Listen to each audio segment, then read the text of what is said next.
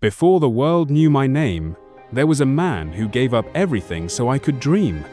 My father gave up everything, his farm, his home, and the only life he'd ever known just to give me a chance.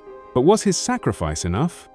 In a world where dreams cost more than money, his love was the only thing holding us together. This is our story. The soil beneath my dreams. It was the end of summer in the quiet town of Lanesville, Nebraska. The golden fields stretched for miles, swaying gently with the breeze, like they had for generations. But today, something felt different. Elijah Cooper, a 52-year-old farmer with weathered hands and kind eyes, stood at the edge of his land, staring at the soil he had tilled since he was a boy. His boots sank slightly into the dirt, as if even the earth didn't want him to leave. He took a deep breath, heavy with dust and memories. Elijah had made up his mind. He was going to sell the land, every acre of it. He looked down at his calloused palms, remembering the long nights and early mornings, the seasons that broke him and the ones that built him, but none of that mattered now. All he could think about was his son, Micah, just 17, bright-eyed and full of dreams that reached far beyond the fence posts of this farm. Elijah wanted more for him: college, a future, a chance, even if it meant letting go of everything he had ever known. Micah sat at the kitchen table with a pencil in hand, sketching out ideas for a school project on engineering. His notebooks were filled with bridge diagrams and machine designs, nothing like the tractors and hay bales around him. His mother had passed 5 years ago, and since then, Elijah had poured every ounce of love into making sure Micah never felt that loss too deeply. But the boy's mind had outgrown the barn walls.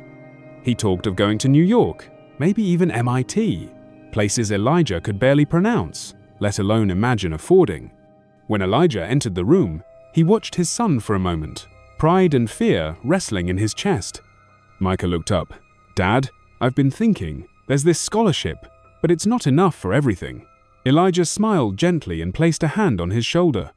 "Don't you worry about the rest, son. Just keep dreaming. That's my job now, to make sure you can." Micah didn't understand yet what those words meant, but he would, very soon. Elijah walked back out into the yard, quietly dialing the number of a land agent. His voice cracked. "I'm ready to sell." The following morning, Elijah met with Mr. Dalton, a tall man in a sharp grey suit, who looked completely out of place among the silos and cornstalks. They stood near the old red barn as the agent flipped through papers, explaining prices, terms, and timelines. Elijah nodded quietly, though his heart thudded with every word. This farm wasn't just land. It was family history. His father had planted those apple trees.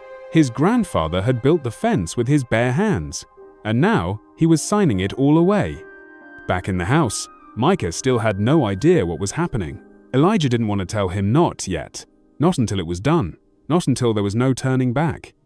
After signing the last form, Elijah walked the property one last time. He passed the old chicken coop, the wooden swing where Micah used to sit with his mother, and the broken tractor he never got around to fixing.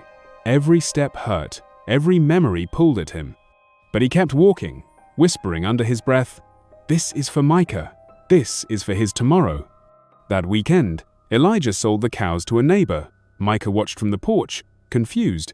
"Why are we selling the herd?" he asked. Elijah gave him a half smile and replied, "We won't need them anymore." Micah frowned, but didn't press. One by one, the animals were led away. The barn felt emptier, quieter. That night, Elijah sat alone at the kitchen table, staring at the wall while the old clock ticked. He didn't eat. He didn't sleep. He just thought about what he had done and what more he had to do. The next day, the farm equipment was sold. The old plow, the harvester, even the hand tools that had hung in the shed for years. With each sale, Elijah felt a piece of himself go. Micah finally confronted him. "Dad, what's going on? Are we broke?" Elijah took a deep breath. "No, son, we're not broke, but we are investing in something more valuable than anything we've owned." Micah tilted his head. "What's that?" Elijah looked him dead in the eyes. "You." The house felt quieter than usual. Elijah walked through each room, packing slowly, carefully. Every item held a memory. A photo of Micah on his first day of school, a chipped coffee mug his wife used to love, the sweater she knitted him before the winter she passed, As he folded clothes into boxes, his hands trembled. Not because he was tired, but because every movement was a goodbye. This wasn't just a move. It was the closing of a chapter he hadn't imagined ending like this.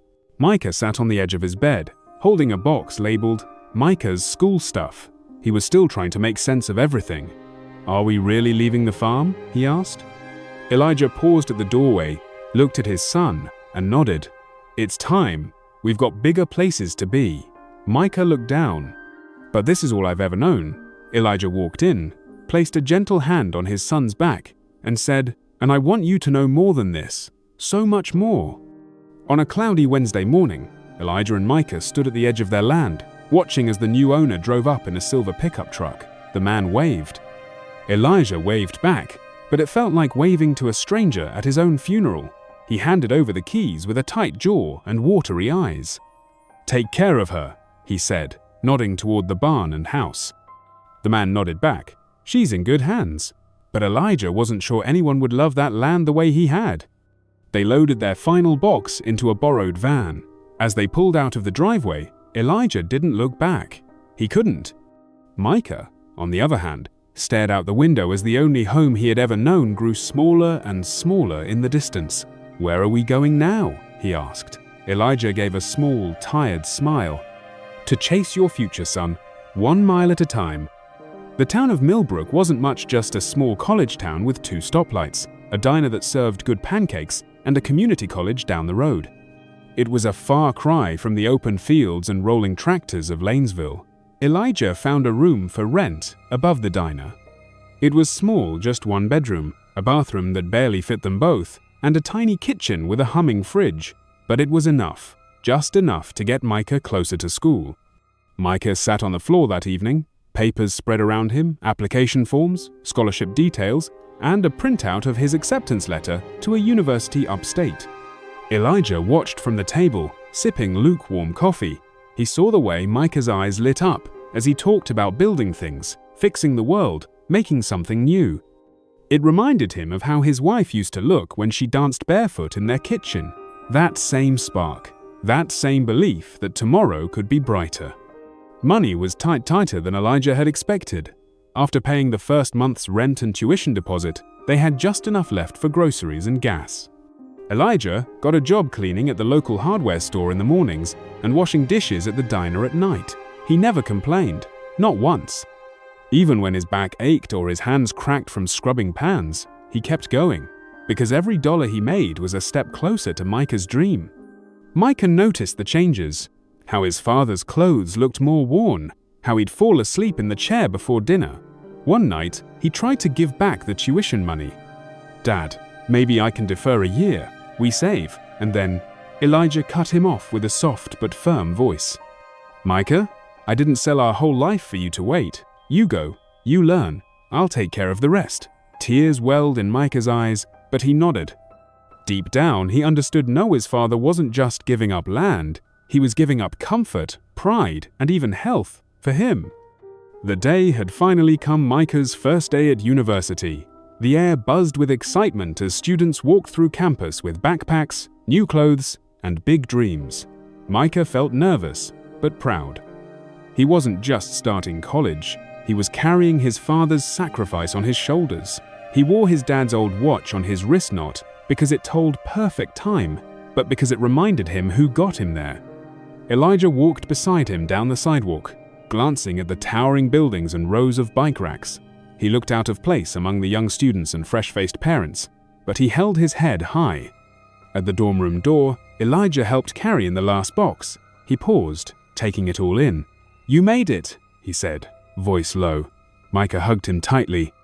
"We made it." Elijah smiled, trying hard not to cry. He didn't want to leave, but he knew this was where Micah's real journey began.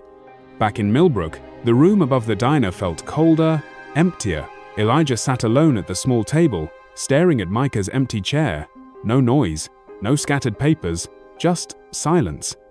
He reached into his coat pocket and pulled out a folded photo of Micah as a child, sitting on the tractor, laughing with his missing front tooth. Elijah smiled at the memory, but his eyes misted. It hit him harder than expected how lonely love could feel when it was silent. He went to work as usual, but something had shifted. He moved slower, smiled less. When the diner closed and the mop bucket was put away, he'd sit outside on the bench, staring at the stars, wondering how Micah's day had gone. He didn't call or text much. He didn't want to bother his son. He just waited for updates, and every night he whispered the same thing before bed. "Keep going, son. I'm right here, even if you can't see me." A week passed before Micah called. Elijah was finishing up the breakfast shift at the diner when his phone buzzed. He rushed to the alley behind the building and picked up. "Hey, Dad!" Micah's voice was full of life. "Guess what? I aced my first quiz. My professor said my design was one of the best he's seen." Elijah leaned against the wall, grinning wide. "That's my boy," he said, blinking back tears. They talked for nearly 20 minutes. Micah told him about his roommate, the food, the loud kids in the hallways, and the endless reading. Elijah laughed and listened, adding in quiet encouragements here and there. When the call ended, Elijah stared at his phone for a while, then looked up at the sky. That one call gave him more energy than any sleep or food could. It reminded him why he was doing all this. His son was growing, rising, and he was part of it. As fall faded into winter, the nights in Millbrook turned freezing cold. Elijah still worked double shifts, sometimes in jackets that didn't fully keep the wind out. His hands cracked from washing dishes in hot water, and his knees ached from standing too long, but he never slowed down. The landlord offered him a cheaper room in the basement to help save money, and Elijah took it without a second thought. Micah noticed during their next video call. "Dad, are you sleeping underground now?" Elijah chuckled. "It's warmer down here anyway." Micah frowned. "You don't have to do all this, Dad. I can pick up a job. Or maybe—" Elijah raised a hand through the screen. "No, son. Your job is to study, to dream, and to finish what we started." Micah nodded, but deep down, he promised himself something. "I'll make all this worth it. One day, he'll rest. And I'll be the one taking care of him." One chilly afternoon, Elijah returned from work to find a white envelope on the table, addressed to him in neat handwriting. It was from Micah. Inside was a short letter, written with care. "Dear Dad, I know I say thank you a lot, but it never feels like enough. Every time I walk into class, I think of your tired eyes and rough hands. I think of what you gave up for me. I promise I won't waste a second of this. I love you more than I say. Micah." Elijah read the letter over and over. He sat down slowly, tears running silently down his cheeks. He folded the note and placed it gently into his wallet, where he'd carry it like treasure. It wasn't money. It wasn't land, but it was the richest thing he owned, proof that his sacrifice was not invisible. That week, Elijah fell ill. Just a cold, he thought, but his chest felt heavy, and the cough lingered. He worked through it anyway, refusing to miss shifts. At night, he lay on the basement mattress, shivering under thin blankets. The diner manager offered to let him rest, but Elijah shook his head. "I've got a son in college," he smiled weakly. "Rest can wait." Micah noticed his father's voice was raspier on their next call. "Are you okay?" he asked. Elijah gave his usual half-lie. "Just tired, that's all." But Micah didn't believe it. After the call, he sat on his bed for a long time, staring at his books. He wanted to hop on a bus and go back to Millbrook, but he also knew his father would be furious. Still, for the first time, Micah felt fear not just for the future, but for the man who had given everything to build it. Winter break arrived, and for the first time in months, Micah returned to Millbrook. He stepped off the bus carrying only a duffel bag and a heart full of worry. The cold wind bit at his face, but he barely noticed. He rushed straight to the diner, where he found his father wiping down tables, moving slower than before. Elijah looked up and froze. "Micah?" he whispered, surprised. Micah ran to him and hugged him tight, holding back tears. "You lost weight," he said quietly. Elijah chuckled. "Hard work burns calories." But Micah didn't laugh. He looked around at the old floors, the broken heater, and the tired lines under his father's eyes. That night, they shared dinner, just canned soup and toast butt. It felt like a feast. Sitting across the table from each other, no screens between them, no distance, just two men, one bond, and a lifetime of unspoken love. As snow fell outside, Micah laid awake on the old mattress next to his father's bed. He listened to Elijah's breathing, slow and uneven. Something in him acted not just guilt, but a deep knowing. He couldn't let this continue. In the morning, as the sky turned pale gray, Micah made a vow. He would not waste his father's sacrifice.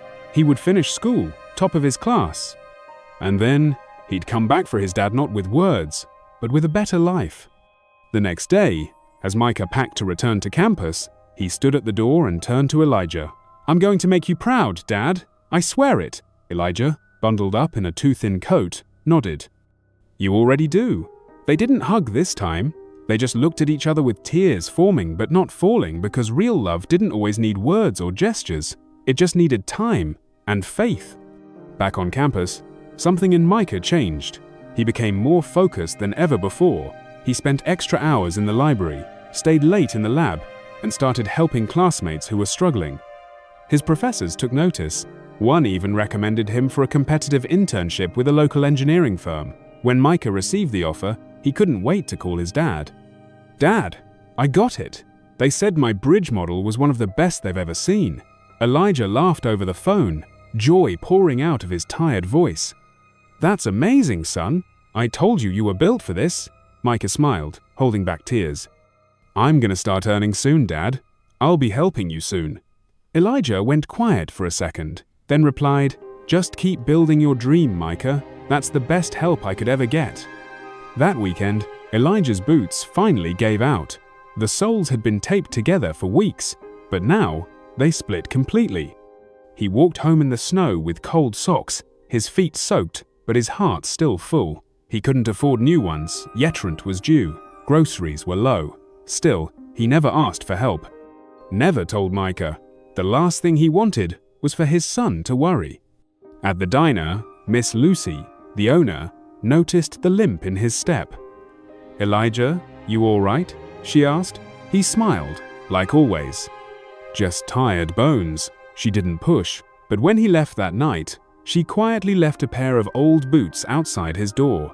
When Elijah saw them, he stood still for a long while, then picked them up gently. "Thank you," he whispered to no one. "Even heroes need help sometimes." Micah's internship started strong. He worked harder than anyone else, determined to prove himself. He came in early, stayed late, and asked questions no one else thought to ask. His supervisor, Mr. Holden, noticed his drive. By the end of the month, Micah received his first check, small by most standards, but to him, it was gold. He stared at the numbers, heart racing. It wasn't just money, it was a symbol, proof that he could start giving back. That night, he wired a portion to Elijah's account with a simple message. "For everything you gave up, this is just the beginning." Elijah saw the notification at 10:47 p.m. His eyes welled up. He hadn't expected it, didn't want it, but something about that gesture, the reversal of sacrifice, made his chest swell with pride and grief all at once. Elijah didn't spend a dime on himself. Not at first.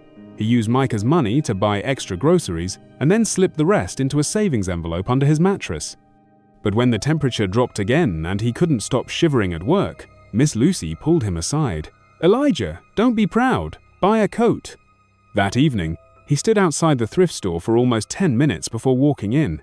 He found a thick, navy blue coat, used, but warm. As he zipped it up, he smiled a little to himself. It wasn't just comfort, it was a quiet reminder. His son was starting to take care of him now. On his walk home, snow crunching beneath his new boots, Elijah looked up at the stars. "He's coming up," he whispered, "one dream at a time." Micah came home for spring break. It wasn't long, just a week, but to Elijah, it felt like breathing fresh air after months underground. They sat together at the diner booth after Micah's bus arrived, sharing a late-night sandwich. Elijah looked stronger still, tired, but standing straighter. Micah noticed. "Nice coat," he grinned. Elijah chuckled. "You helped buy it." Over the next few days, they didn't do anything fancy, just long walks, fixing up a few things in the apartment, and talking over meals. But something had changed between them. They were no longer just father and son, they were partners in a silent promise. "You gave me everything, and now I will give it back." One night, they watched an old Western movie on a borrowed laptop. Elijah dozed off in his chair, and Micah covered him with a blanket, quietly whispering, "Rest now, Dad. I've got you." 2 months later, Micah received an unexpected email. The Dean of Engineering wanted to meet. Nervous but curious, Micah showed up early. The Dean, a kind-eyed woman with silver hair and a steady voice, sat him down. "We've reviewed your progress, and your professors speak very highly of you. We'd like to nominate you for the National Innovation Grant." Micah's eyes widened. The grant was prestigious and fully paid for the next 2 years. It would cover tuition, housing, and even a stipend. "Why me?" he asked. The Dean smiled. "Because you're not just smart, you care. About people, about the world, and that shows in your work." That night, Micah called Elijah. "Dad, I think our lives are about to change." Elijah sat in the dim kitchen light, holding the phone to his ear. His voice cracked with emotion. "You already changed mine, son, long before today." The official letter arrived 2 weeks later. Micah sat alone in the student lounge, hands trembling as he opened it. The words jumped off the page. "Congratulations, full award recipient." He didn't shout or jump. He just closed his eyes and let the tears fall quiet, grateful ones. All the late nights, all the sacrifices, all the silent promises between him and his father, they were being honored now. He called Elijah right away. "We got the grant," Micah said softly. Elijah didn't say anything for a moment, just breathed. Then, finally, "I knew you would. I never doubted you, not once." That night, Elijah sat outside the diner, watching the stars again. But this time, he didn't whisper wishes into the cold wind. He whispered thank yous to the world, to fate, to the soil that raised him and the sun who would now rise far beyond it. For the first time in years, Elijah took a day off. Miss Lucy nearly dropped her coffee mug when he told her. "You? Taking a break? Did the sky crack open?" He just smiled and nodded. He didn't have a plan. He just wanted to walk, breathe, sit somewhere that wasn't a workplace. He wandered to a nearby park and found a bench under a tall oak tree. The grass was green again, the air warm with spring. He watched families laugh, joggers pass, couples walk hand in hand. And for the first time in what felt like forever, he let himself simply exist, not as a worker, not as a provider, but as a man, a father, a survivor of his own sacrifice. He pulled out Micah's old letter from his wallet and read it again, smiling to himself. For once, the future didn't feel so far away. It felt close, achievable, even sweet. Micah's world was expanding fast. With the grant, he was now able to attend conferences, meet leaders in his field, and work on real-world engineering projects.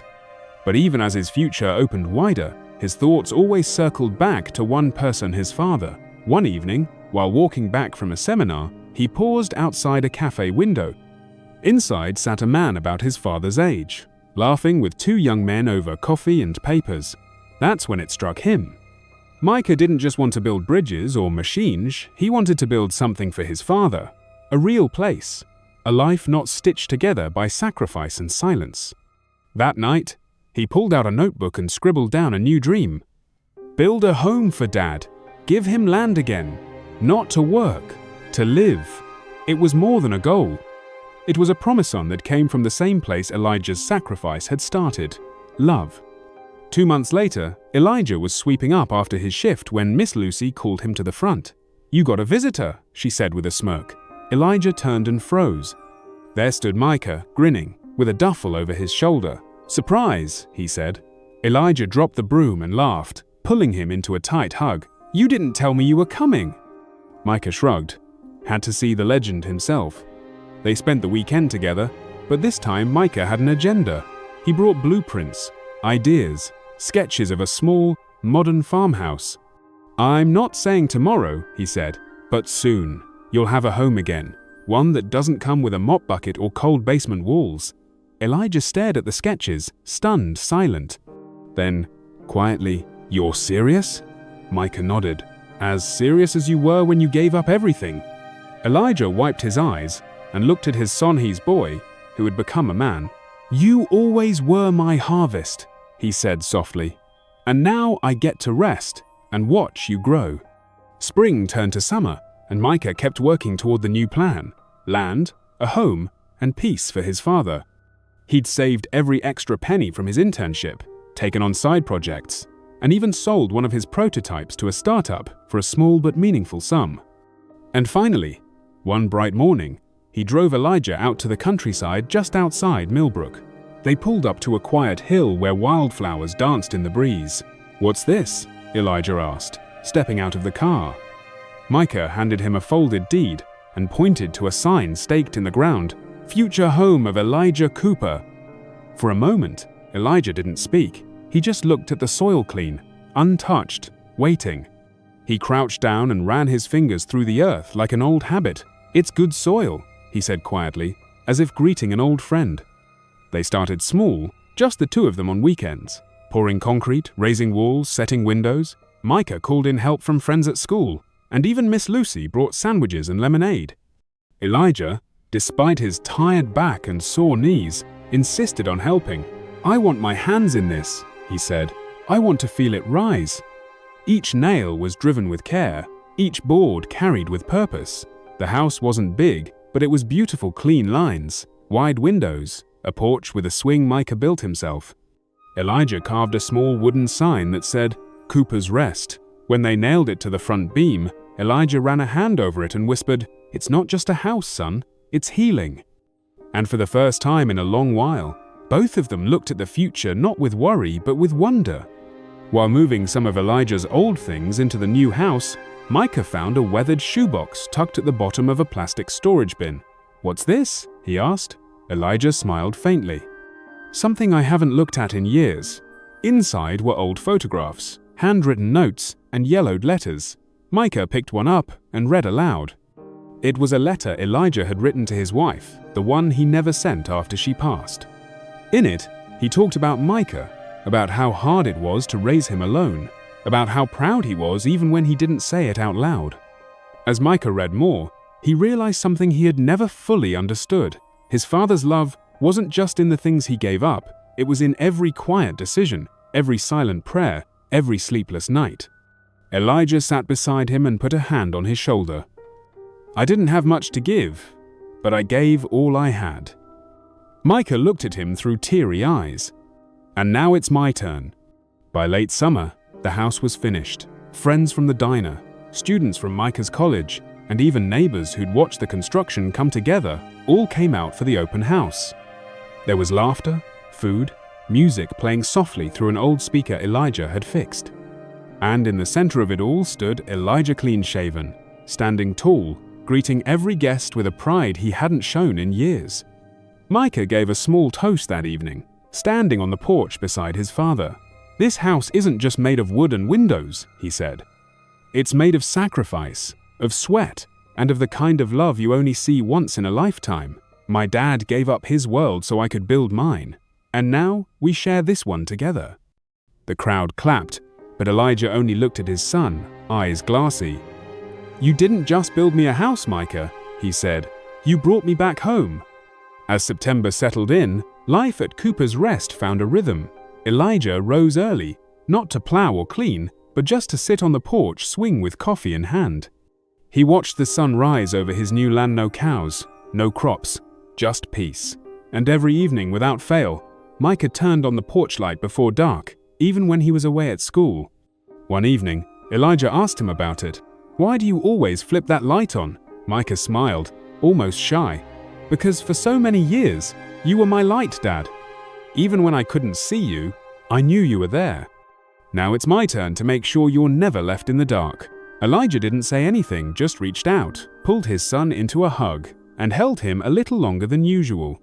Elijah began writing again, not for anyone in particular, just for himself.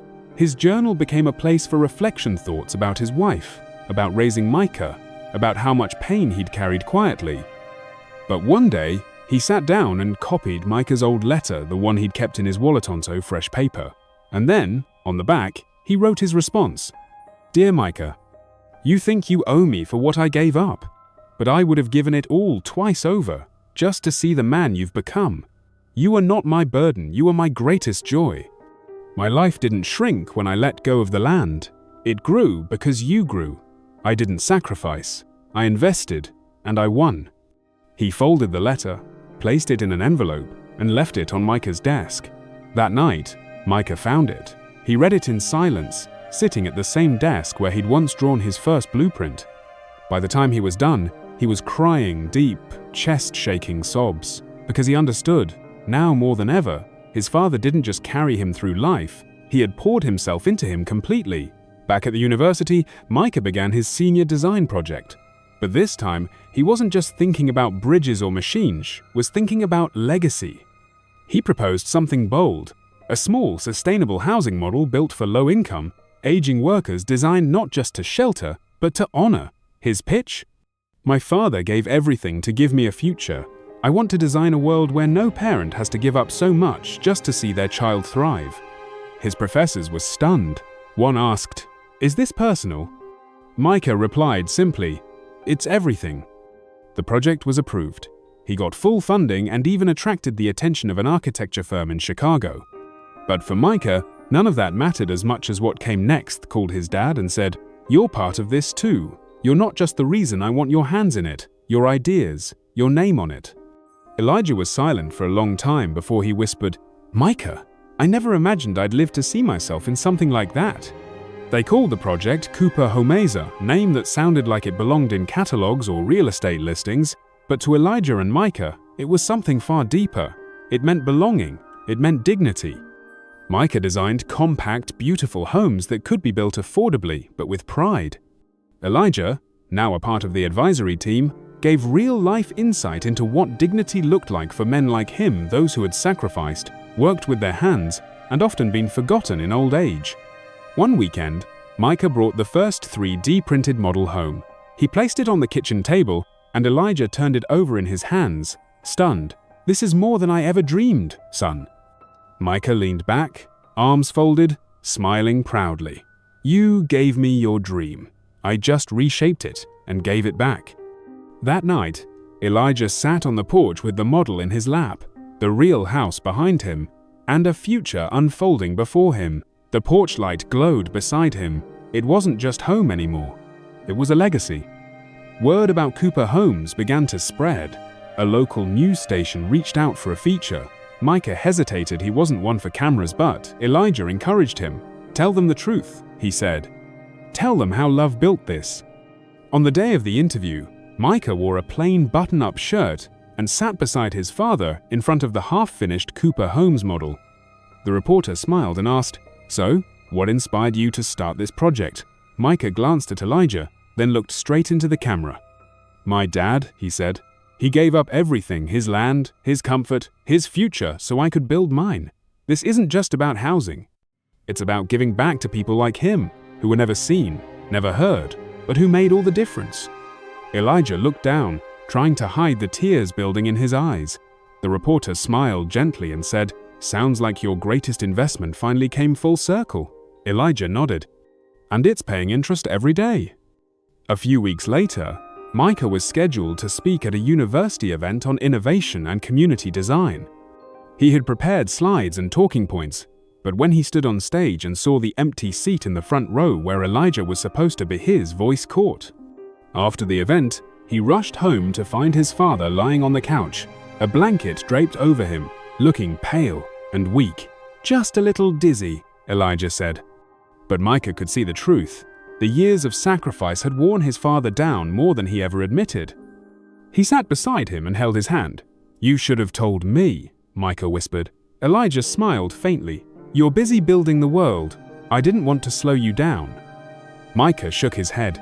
"You are my world, Dad. Always have been." That night, Micah didn't sleep. He sat in the chair beside Elijah, holding his hand like a child again, because the one man who never asked for anything finally needed something. And Micah was ready to give it all back. By morning, Elijah's condition had worsened. Micah didn't wait, called an ambulance, rode beside him, and held his hand the whole way. At the hospital, they admitted Elijah immediately. The doctors ran tests, asked questions, poked, prodded. Micah answered everything with a steady voice, but his heart was racing the whole time. Elijah stayed calm. "Don't worry, son. I'm just a little worn down. like an old engine that's been running too long without a tune-up. But Micah could see it in the doctor's eyes. This wasn't just exhaustion. It was everything catching up. The long nights, cold winters, missed meals, hard work, and years of putting himself last. Sitting beside the hospital bed, Micah felt helpless for the first time in years. He had built projects, earned awards, changed lives, but he couldn't fix this. So instead, he held Elijah's hand and whispered, "You held me when I was sick, when I was scared, when I was small. Let me do the same now." The next day, the doctor sat with Micah in a quiet hallway. "Your father's stable, but he needs to slow down permanently. His heart's been under strain for years. The damage didn't happen overnight." Micah nodded slowly. "So what do we do?" "Make him comfortable, keep him warm, feed him well. No more double shifts, no more cold nights." When Micah entered the room again, Elijah looked up from his blanket. "What did the doctor say?" Micah took a deep breath. "That it's time for you to rest, Dad. Really rest. No more work, no more pushing through." Elijah chuckled softly. "So I'm retired, huh?" Micah smiled through the tightness in his chest. "Yeah, and your first job is learning how to let someone else take care of you." They sat in silence for a moment. Then Elijah reached over and patted his son's knee. "You really turned out all right, didn't you?" Micah laughed softly, eyes stinging. "Only because you gave me everything." Elijah was released from the hospital a week later. Micah had everything ready: a wheelchair ramp at the front porch, a soft new recliner in the living room, a shelf of his favorite books beside the window. Friends from the diner stopped by with casseroles and good wishes. The once quiet home now felt alive with warmth, not from hard labor, but from love. As Elijah settled into his new routine, he found comfort in the little things: watching birds outside the window, listening to old records, and reading Micah's engineering notes out loud just to hear how far his son had come. Micah cooked for him every night and even set alarms to remind him to take his medicine. "I never thought I'd be the one slowing down while you kept going," Elijah said one evening. Micah smiled as he tucked a blanket over his father's legs. "That's the point, Dad. You walked so I could run. Now I carry the torch." Months passed. Micah graduated top of his class and was offered a permanent position with the architectural firm that had supported his project. But before accepting, he made one last request: they would help him expand Cooper homes across the state. "We're not building houses," he told them. "We're building second chances." At the ribbon cutting of the first official Cooper Homes neighborhood, Elijah sat front row, wrapped in a warm coat, pride glowing in his eyes. Micah took the stage and told their story about a father who gave up his world so a son could find his, about love that doesn't ask for anything and sacrifice that changes everything. After the speech, Micah walked off stage and sat beside Elijah. "You did it," Elijah whispered. "No, we did it," Micah replied. That night, as the porch light of Cooper's Rest glowed once more, Elijah looked up at the stars and smiled. He had nothing left to give, and yet, he had everything. With national attention on Cooper Homes, donors and philanthropists began reaching out. Micah saw an opportunity not for himself, but for kids like him. He created the Elijah Cooper Scholarship Fund, aimed at supporting students from working-class families who couldn't afford college, just like he once couldn't. He asked his father to be the face of it. "You're the story, Dad. You're the reason." Elijah was hesitant at first, though wasn't used to attention. But when he saw the first group of students who received the scholarship, their hopeful eyes and grateful smiles, he agreed. At the first award ceremony, Elijah took the mic briefly and said, "I never finished school myself, but I know what it means to want something more for your child. If this fund helps just one parent rest easier, then every hard day I ever lived was worth it." The crowd stood to applaud. Some cried, and Micah just stood beside his father, speechless, overwhelmed by the reach of a love that once started with a quiet man and a piece of land. Micah was offered titles, awards, even a position on the university board, but none of that mattered as much as one idea that stayed with him, making sure his father's name never disappeared again. He submitted a proposal to rename the engineering building on campus after the person who inspired it all. The university board voted unanimously. The next semester, students walked into the Elijah Cooper Center for Engineering and Design, a place built on grit, resilience, and unconditional love. Elijah stood in front of the plaque, tracing the letters of his name. "I didn't build a thing in this place. he said. Micah stood beside him. Yes, you did. You built me, and I built this. That evening, Elijah received a letter from one of the students. Your story reminded me of my dad. He died before I could tell him thank you, so I'm thanking you instead for every quiet hero who gives their all without expecting anything in return. Elijah folded the note and put it in his wallet, right next to Micah's first letter. One sunny afternoon, while Elijah sat on the porch with his blanket over his lap, a car pulled into the driveway, a dusty old truck with familiar dents. Out stepped Miss Dalton, the land agent who had helped Elijah sell his farm all those years ago. Heard your name on the radio, he said, tipping his hat. Had to see if it was the same Elijah Cooper who gave up the best land I ever sold. Elijah chuckled. That's me, still giving things up, just not land anymore. Dalton looked around the property, then at Elijah. You didn't just give up land, you turned loss into legacy. I've never seen anything like it. He pulled out a worn envelope. Inside was a photo Micah, at age 17, standing in front of the old red barn with Elijah, both smiling faintly. I kept this, don't know why, but now I do. Elijah held the photo like it was treasure. You held on to our beginning, he whispered, and now look at where we are. Micah built Elijah a small garden behind the Hauser-Nothing Grand, just a few rows of tomatoes, greens, and sunflowers. You always said your hands missed the soil, he told his father. Elijah smiled wide. I miss the quiet in the soil. It listens more than people do. Every morning, Elijah walked slowly to the garden, cane in hand, and checked each plant. He talked to them like they were old friends. Sometimes, when Micah watched from the kitchen, he saw his father standing still, staring into the green, as if speaking silently to his past. One day, Micah joined him and said, I never understood what you saw in the land. Elijah placed a small green tomato in his hand. It's not what you see, son. It's what you grow when no one's watching. That garden became their quiet place where no press or plaques could reach, just father and son, dirt under their fingernails, hearts full, and roots deeper than any foundation. Late one evening, a summer storm rolled over Millbrook. The wind howled, trees bent, and lightning lit up the sky in flashes. Micah rushed to secure the porch chairs and cover the garden. Inside, Elijah sat calmly by the window, watching the storm with a quiet stare. You should get away from the window, Micah said, pulling the curtains. Elijah chuckled. Storms don't scare me anymore. I've lived through worse, the kind that don't come with thunder. The power flickered and then went out.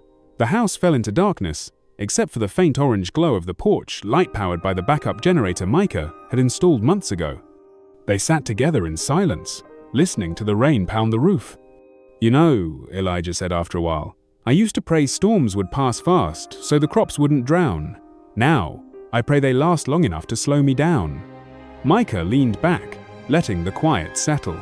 Sometimes, the most powerful moments didn't come from what was said, but from sitting beside the person who once held up your entire world. Elijah turned 63 that September. Micah organized a quiet celebration at the house, just close friends, a homemade cake, and a photo slideshow on the television.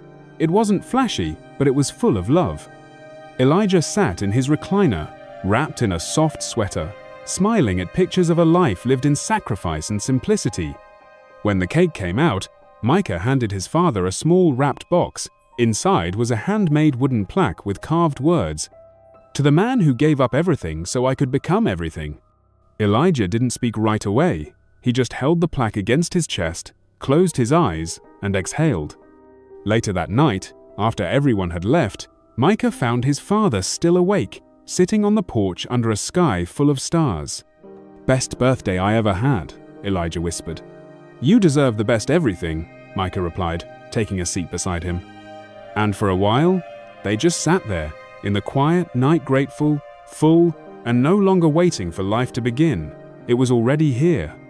A few weeks later, Micah was invited to speak at a local high school, mostly students from farming families and working-class homes, just like his own roots. He brought Elijah with him, insisting, "You're not just part of the story, you are the story." They entered the auditorium together. Students clapped politely at first, not yet knowing who the older man beside Micah was. But as Micah shared his journey, how he'd almost never gone to college, how his father had sold everything for him, something changed in the room. Every student leaned forward. Every teacher wiped their eyes. Micah stepped aside and motioned to Elijah. "This is my father. He didn't have a degree, but everything I built, everything I became, started with his hands." Elijah spoke softly but clearly. "You don't need to be famous to make a difference. Sometimes, the greatest legacy is the one you grow in someone else."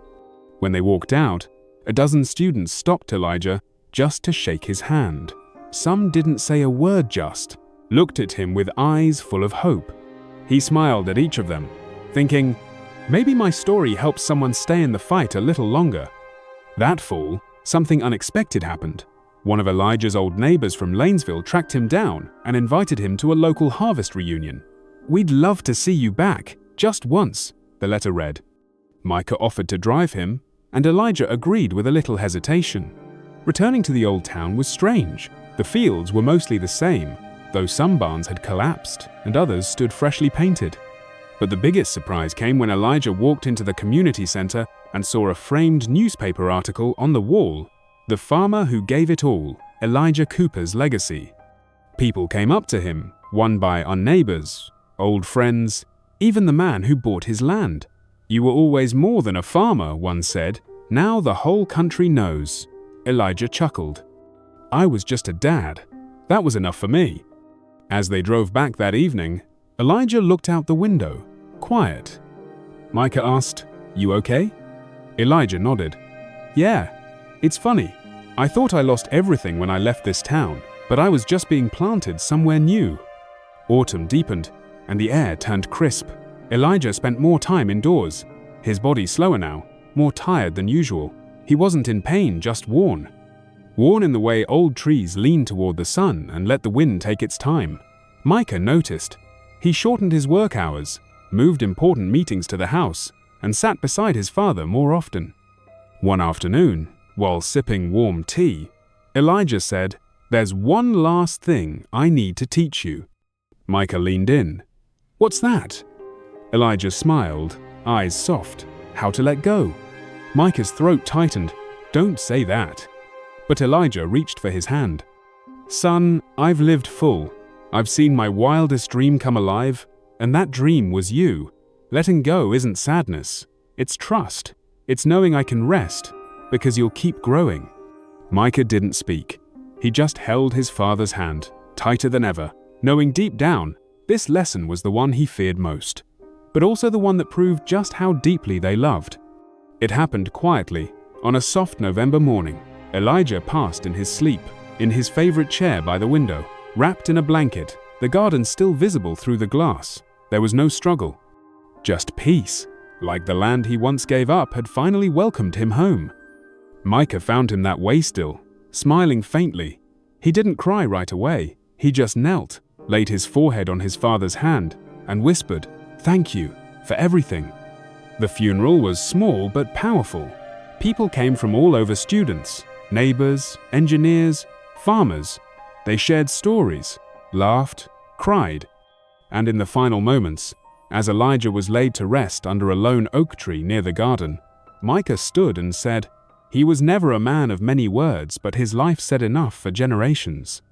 That night, back at Cooper's Rest, Micah sat on the porch alone. He flipped the switch, and the warm glow of the porch light spread across the yard. He didn't turn it off, because some lights were never meant to go out. Subscribe for more interesting stories.